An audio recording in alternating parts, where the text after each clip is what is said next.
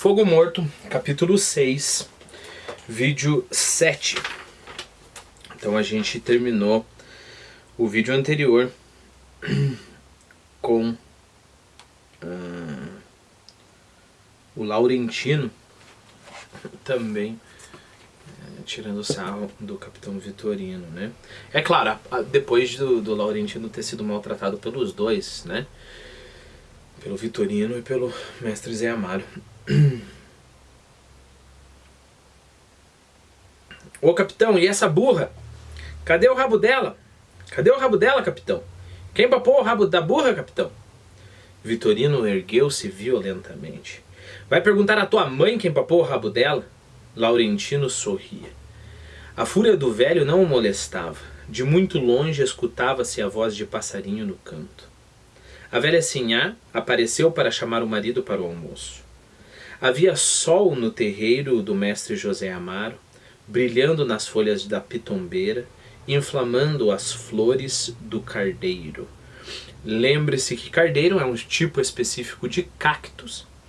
É interessante olhar a figura que eu coloquei lá no nosso Quizlet, principalmente porque ele dá umas flores e uns frutos que eu não sou um especialista em cactos, mas eu não sabia. Por exemplo, eu não sei se os cactos nos desertos dos Estados Unidos, por exemplo, dão frutos e flores desse modo. Então é uma coisa bonita de se ver. Um cardeiro. Um vem lá de cima era como falasse. Quem viria? O que ele anunciava? Lembre-se que vem é um tipo de pássaro, que o outro nome para esse pássaro é gaturano. Se eu não me engano, na nossa lista eu coloquei um link. Se eu procurar na lista errada, provavelmente eu não vou encontrar. É uma regra na vida que quando você vai procurar em algum lugar, você tem que procurar no lugar em que essa coisa possa estar.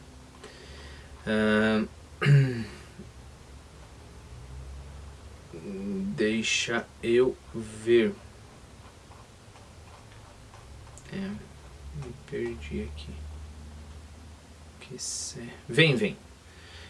Um outro jeito de falar vem é fim, e sim, eu coloquei um vídeo ali para que você veja esse pássaro. Porque aparentemente esse pássaro fala vem, enquanto ele está cantando.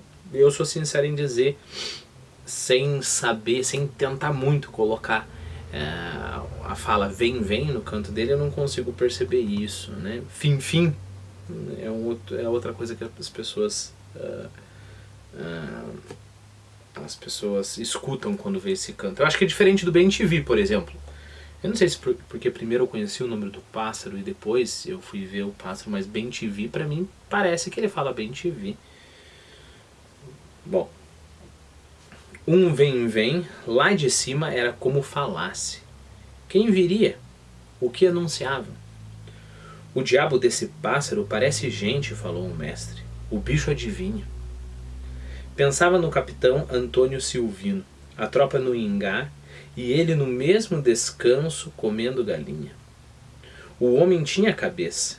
Depois do almoço, o capitão Vitorino foi-se, e o mestre voltou outra vez a pensar no mundo. Lá para dentro não se ouvia voz de gente, somente de quando em vez a mulher pigarreava. Era o cachimbo que dava aquela tosse aborrecida.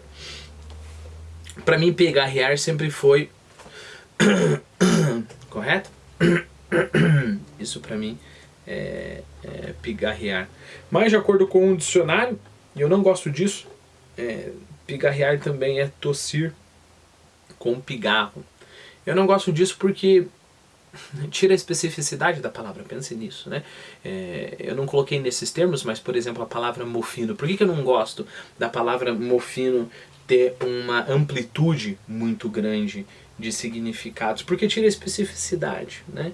Pra gente tudo bem, Eu falei pra vocês que aqui Mofino é covarde, e aí eu dei uma olhada algumas obras do Graciliano Ramos, em que Mofino aparece também, e eu sei que em todos esses lugares é covarde. Mas se eu estou fora de um autor que eu conheço, Mofino me perde, né? Então não sei se é covarde, se é triste, se é... e aí as coisas começam a ficar muito bagunçadas. Pra mim, pigarrear, por exemplo, eu nunca vou usar para significar tossir com pigarro. Eu falaria tossir com pigarro. Para salvar a especificidade da palavra pigarrear. Eu acho que é esse o ponto, né? Eu acho que a gente tem que se preocupar com isso. Tem sim. Porque... lembre-se, a história das palavras não é uma coisa feita só por gente que tem cuidado pelas palavras, né? A história das palavras, às vezes uma pessoa entende uma coisa e acaba usando de um modo totalmente fora do sentido original, e aí acaba que essas coisas vão se tornando uma confusão, né? Às vezes são detalhezinhos que não fazem tanta diferença, ou até tentam melhorar a língua, né? Mas às vezes isso danifica a língua. É importante a gente pensar sobre isso. Eu não sei quanto a você, mas até pouquíssimo tempo atrás eu nunca pensava na língua assim, né? Como algo que pode ser danificado. Pensava, isso é coisa de gramático, né? Tô matando a língua. Não é isso, não é isso. É claro que a gente tem que saber colocar as coisas em proporção, né? Então uma pessoa que fala ir no banheiro em vez de ir ao banheiro não é uma pessoa burra. Você fala ir no banheiro, então você não... Não é, colocar em proporção, é um detalhezinho, é quase nada, né? Tem que ser muito estúpido para achar que uma pessoa que fala ir no banheiro não tem inteligência só porque ela fala ir no banheiro. Tem que ser muito estúpido para pensar isso. E desculpe se você pensou, mas é para dar um choque de realidade, né? Falar para mim fazer... tudo bem, é feio, né? Porque a nossa língua diz que é para eu fazer, etc. Mas é um detalhe, né? O real problema é quando as palavras começam a perder sua expressividade. E lembre-se que ser expressivo é ser específico, né? Então, eu preferiria conversar com uma pessoa que sabe muitas palavras e sabe especificar o que ela diz e fala para mim fazer, do que uma pessoa que fala para eu fazer, mas, né, em vez de mais, fazer, comer, em vez de fazer, comer, só que não sabe se expressar, né? É uma questão de hierarquia, como tudo na vida intelectual, é uma questão de hierarquia, é questão de saber colocar as coisas em seu lugar, né? O mais importante da língua é a expressividade da língua, a especificidade da língua, é você não falar B pensando que está falando A, né? Ótimo, você fez isso. Aí depois disso vem a pronúncia, algumas preposições que não causam confusão nenhuma. E essas coisas são a maquiagem. É bonitinho, olha que legal, mas é maquiagem da língua, né? Então eu fico preocupado, falando como um gramático tradicional caricato, mas não pelos mesmos motivos que um gramático tradicional caricato fica, né? Olha, você não pode titubear na hora de falar. Na sua fala não pode ter... na sua fala não pode ter isso. Eu acho que isso é bobeira. Isso é maquiagem da língua, né? Então, nesse sentido, eu não sou nada parecido com um gramático, mas sou parecido com um gramático no que concerne a língua se evolui sim. E a língua pode se deteriorar sim. A língua de uma nação, ela pode ser melhor ou pior, sim, ok? Hoje em dia tem muito essa ideia estruturalista que todas as línguas são iguais, e olha que bonito, todas as línguas são iguais no quesito de todas as línguas têm a capacidade de serem desenvolvidas de modo que elas possam expressar o que quer que a pessoa queira expressar. Mas se a cultura de um povo de uma língua é baixa, a língua vai ser simples também. Isso é uma coisa óbvia, né? Então, levando isso em conta, é o nosso trabalho como falantes de português conhecer a grande gama, que é o trabalho que a gente está fazendo aqui, correto? Nós estamos tentando conhecer a gama enorme de vocabulário que a língua portuguesa tem e tomar atitude. É como se fosse uma atitude, como é que se diz, ideológica, né? Essa palavra aqui eu não quero. Essa palavra aqui eu não gosto que ela seja usada desse modo, né? E aí, é claro, lembre-se, isso não significa ser babaca e sair corrigindo pessoa na rua. Ninguém pediu tua opinião. Isso é importante que você saiba. Ninguém pediu tua opinião, então fique quieto. Mas você pode cuidar da sua língua, né? E é claro, isso é um processo muito... Eu me considero no começo desse processo ainda, né? Leio literatura já há 20 anos, mas prestar atenção do tipo que eu estou prestando aqui, né, de ver os contextos de cada palavra, ver aonde ela se encaixa, até onde ela pode ir, aonde não é legal que ela vá, pensar, ter esse tipo de reflexão é uma coisa bem recente na minha vida. Voltemos de nossa digressão. Havia sol no terreiro do mestre José Amaro, brilhando nas... Ah, não, já tô lá embaixo, né? Somente de quando em vez a mulher pigarreava. Era o cachimbo que dava aquela tosse aborrecida. A filha estaria no trabalho de agulha.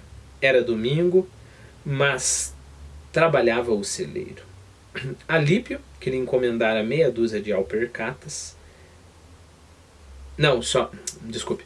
Alípio lhe encomendara meia dúzia de alpercatas. Era trabalho para o bando.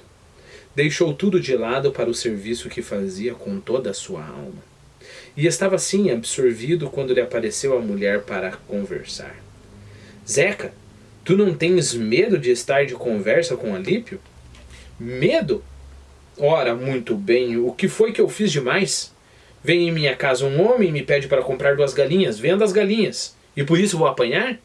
Ora, mulher, vai cuidar dos teus serviços. Zeca, tu és homem e tu sabe o que está fazendo. Este tenente está fazendo judiarias dos diabos. Deixa o tenente, o dia dele chega. Hoje eu estou com humor digressivo, então vamos lá, né? Eu ouvi pessoas falando que você não poderia usar o termo judiaria, porque judiaria vem de judeu. Então, falar em judiaria seria tratar uma pessoa como um judeu, e isso é preconceituoso. O termo é preconceituoso.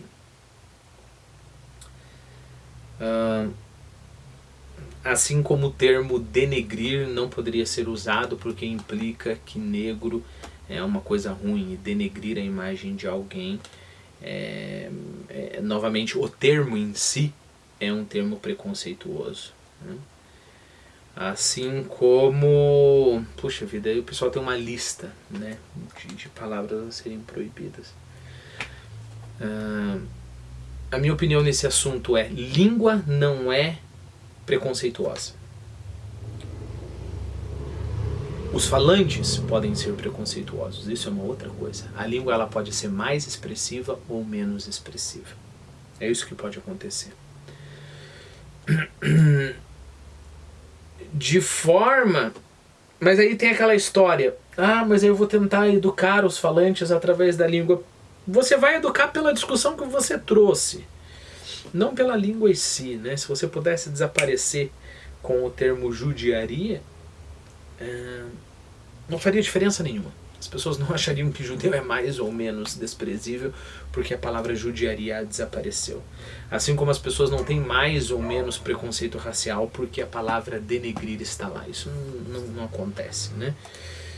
Então, é mais a discussão que você trouxe. Olha, judiaria vem de judeus, os judeus foram perseguidos, etc. Olha, os negros, etc, etc. É essa discussão que vai causar alguma coisa. Então, no final das contas, o que eu digo assim é: deixa a língua em paz, deixa a língua ali, né? Traga as discussões, então, faça grupos, se é isso que... Se é esse o que te comove, o que te impulsiona, né? Até porque eu poderia ir pelo outro lado, né? Eu poderia falar o seguinte: sim, Judiaria, judiar de uma pessoa, é um termo político de defesa ao judeu, porque remonta e mostra como o judeu foi humilhado, etc, etc. Então eu poderia ir para esses lados também, né? No final das contas, é muito expressivo esse vocabulário, porque assim como os judeus que foram perseguidos desde sempre, né? Então a Segunda Guerra Mundial é só o que está mais próximo da gente, e eles são muito judiados, assim como os judeus, essa pessoa está sendo tratada desse modo. Então é uma palavra muito expressiva para se perder, né? Quanto à palavra denegrir, eu não acredito de modo algum que quem fala denegrir tenha em mente o negro enquanto uma raça, né? Denegrir, você está denegrindo minha imagem, está pensando que eu sou um preto? Não acredito que as pessoas falem assim, né? Então, não teria por que lutar contra uma palavra, né? Outra coisa, e aí toda a imagem, eu vou começar a ir para esses lados, aí toda a imagem a ver com a cor, eu vou ter que tirar da língua. Então se eu falo, tô contando uma história de terror e eu falo que o castelo era um castelo sombrio e negro, né? Aquele humor. A outra palavra que se tenta lutar contra é humor negro, né? Contra qual se tenta lutar é humor negro. Então aquele castelo, não posso falar. Mas o castelo é preto, não pode. Aí você começa a ir em uns lugares onde você não deveria. A língua é o instrumento com o qual você explora o mundo. Se você decepa, ou se você, como é que se diz? Vamos colocar assim, aleja a língua, você não vai ter nem instrumento para ver, sei lá, o preconceito contra o qual você quer lutar, né? Então,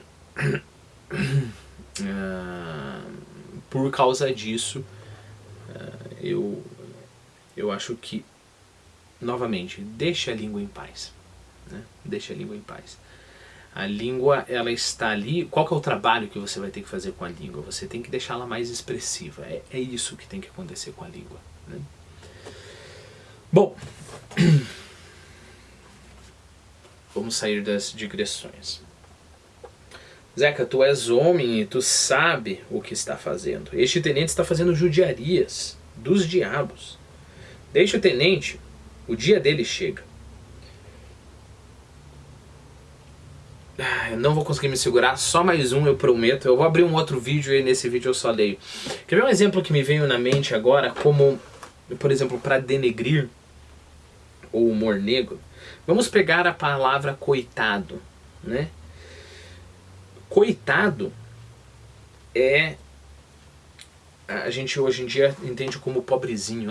Coitadinho, pobrezinho. Mas a gente não precisa ir muito longe na etimologia para saber que coitado veio de coito, né? O que é o coito? É a relação sexual, a penetração. Isso é o coito, né? Então, coitado, etimologicamente falando, é penetrado, né? Então, perceba, olha o raciocínio que eu poderia fazer. Eu olho para uma criança, e a criança perdeu o pirulito dela, caiu no chão, né? O sorvete dela caiu no chão. Aí eu falo, nossa, olha, coitadinho, perdeu o sorvete. Aí uma pessoa olharia para mim e fala, você está fazendo apologia ao estupro. Você está falando sobre pedofilia infantil. Não sei se você quer, mas a tua língua está falando sobre isso. Isso é absurdo. Isso é absurdo. A palavra coitado, hoje em dia, a não ser que eu coloque no contexto verbal, ela significa pobre dele, né? Coitado, ok? Então é mais ou menos esse exemplo que eu quero que você tenha em mente, para pensar como que seria absurdo tentar ficar policiando a sua língua, ok?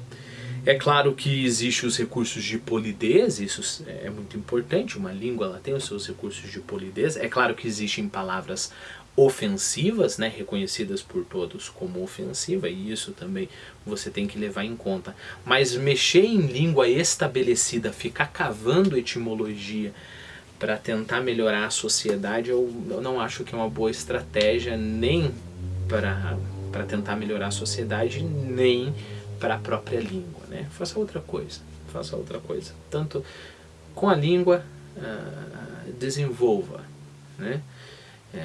E com a sociedade faça projetos, discussões e assim por diante. Deixa eu abrir um outro vídeo e nesse eu vou tentar focar na leitura.